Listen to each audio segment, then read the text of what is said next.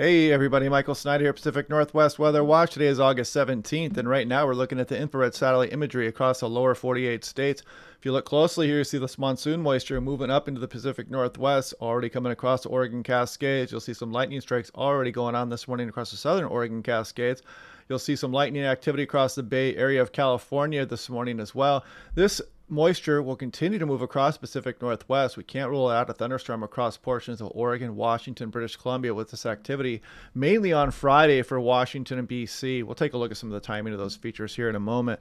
Taking a look at this old tropical system here, it's going to bring an influx into the monsoon season here in the Southwest. They've been dealing with some pretty extreme monsoon activity, some flash flooding, and that looks like it's going to be enhanced by this moisture as it moves in here the next few days on in through the weekend here.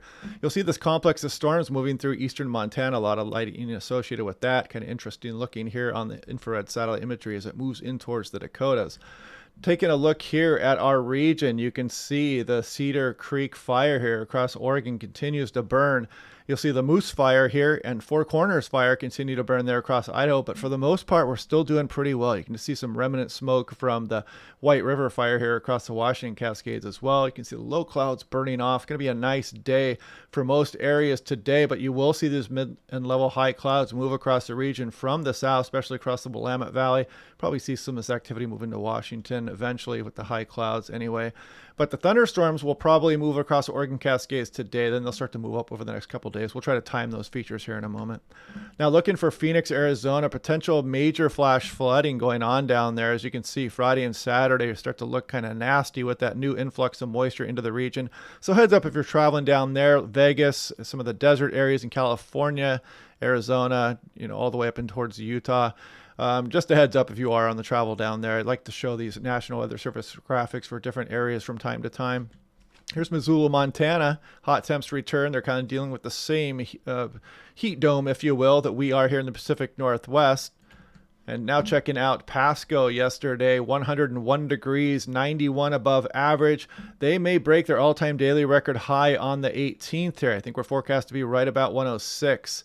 And we may get 106 or 107 here, so we could break that record high coming up. Very warm temperatures coming for eastern Washington. You can see Seattle, Washington. They got 83 yesterday, third straight day of 80 plus. We're going to do at least two more and probably a 90-degree day on the 18th, probably breaking their all-time daily record high. They're set in 1991 of 88. Now, taking a look at thunderstorm potential, you can see that exists across the Oregon Cascades, even includes Eugene there. Tomorrow moves a little bit north. I think that could be extended to the Washington Cascades, though. Friday, they do include the Washington Cascades, and that would include the higher terrain of British Columbia as well. And this could also be extended out across some of western Washington, Oregon, and British Columbia as well. They may do that. They may not upgrade that. Now, looking at the NAM3KM, here's surface-based CAPE. I'll show this in this map, then we'll look at another map here too. But you can see the instability build up through the afternoons here. Wednesday, as we go through Thursday, a little bit more unstable across especially the higher terrain. And then through Friday morning, we still have that instability around through the day Friday. And this will then start to move off to the east, mainly Cascades, higher terrain of British Columbia, for example, and kind of push off to the east by that point. So monsoon moisture finally gets kicked out of our area. Looking at this is the NAM 12 kilometer, a little bit lower resolution, but just kind of shows that we're not dealing with a lot of precipitation with these thunderstorms that are going to be moving across the Oregon and Washington Cascades. You'll see some signal for precip, but not much. So these could be prolific fire producers as these thunderstorms move across our region here through Friday. Now, taking a look here, the HER 3KM lightning flash density here. Go through the day today, you can see that thunderstorm activity increase through the afternoon for the southern Oregon Cascade, southern central, maybe even move out towards portions of the southern Willamette Valley a little bit here. And then as we go through Thursday, you can kind of see that even move out towards the Oregon coast. Maybe get a thunderstorm across the Willamette Valley Thursday morning also. So we go into Thursday afternoon. Again, the Oregon Cascades are going to be favored here, but you can see a little bit of a hint of some activity for the coastal range across northwest Oregon as well. You go into Friday, and then Friday morning, you can kind of see a little bit of a feature here move across Puget Sound, Southwest BC, Vancouver Island here. That's kind of what we're watching for our thunderstorm threat here through western Washington and Southwest BC on Friday morning. We'll continue to monitor that. I'll show you a couple more things here coming up. This is the NAM 3KM. This is Cape value also.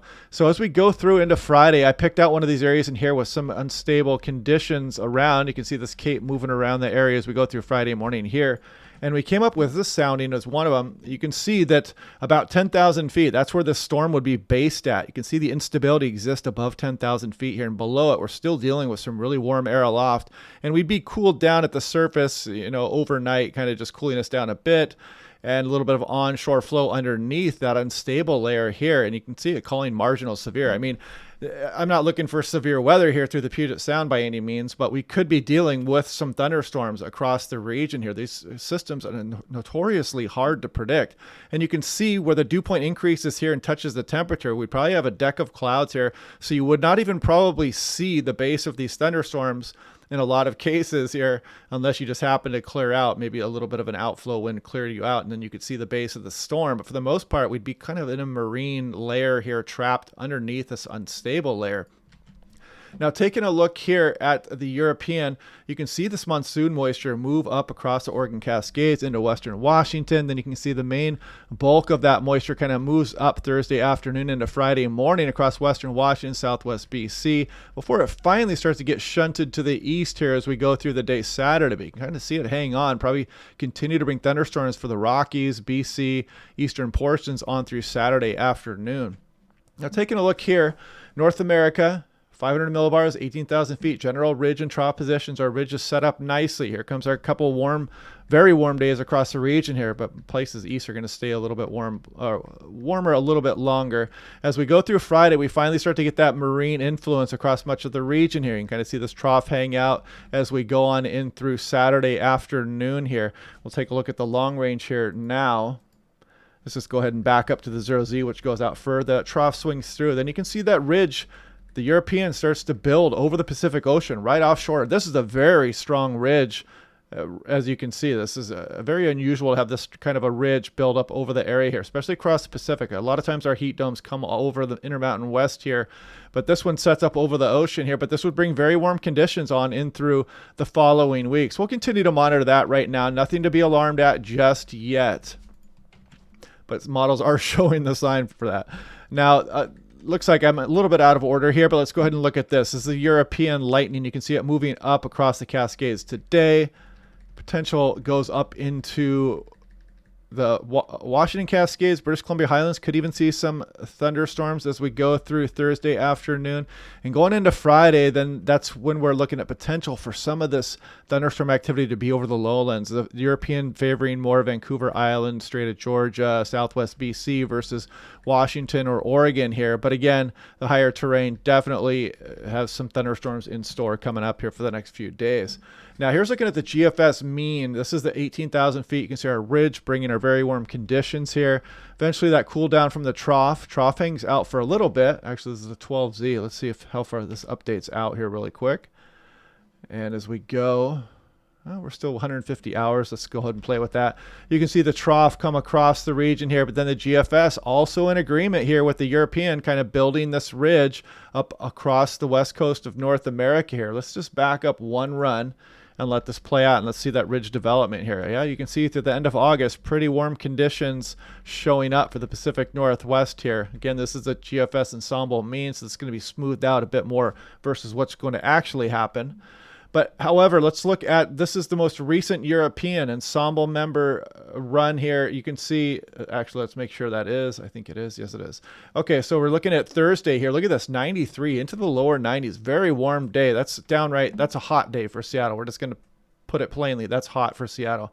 So upper 80s today is what we're looking at, and potentially into the lower 90s tomorrow. And this would just destroy that record of 88 that we had back in 1991. This is the Tri-Cities. You can see the 18th. The old record high was 106, looking at 107 according to the European here. And you can see just these scorching hot days exist all the way through the weekend, and you're still above average even showing up here on Monday. 8 to 14 day temperature outlook. You can see the bullseye in the Pacific Northwest here, and you can see the below average precipitation because that monsoon moisture is not going to bring a lot of rainfall, mainly a thunderstorm threat to the higher terrain. There is going to be some precipitation, but not that much, and probably not enough to stop some of the fires from starting. You can see the bullseye on the monsoon moisture through the southwest.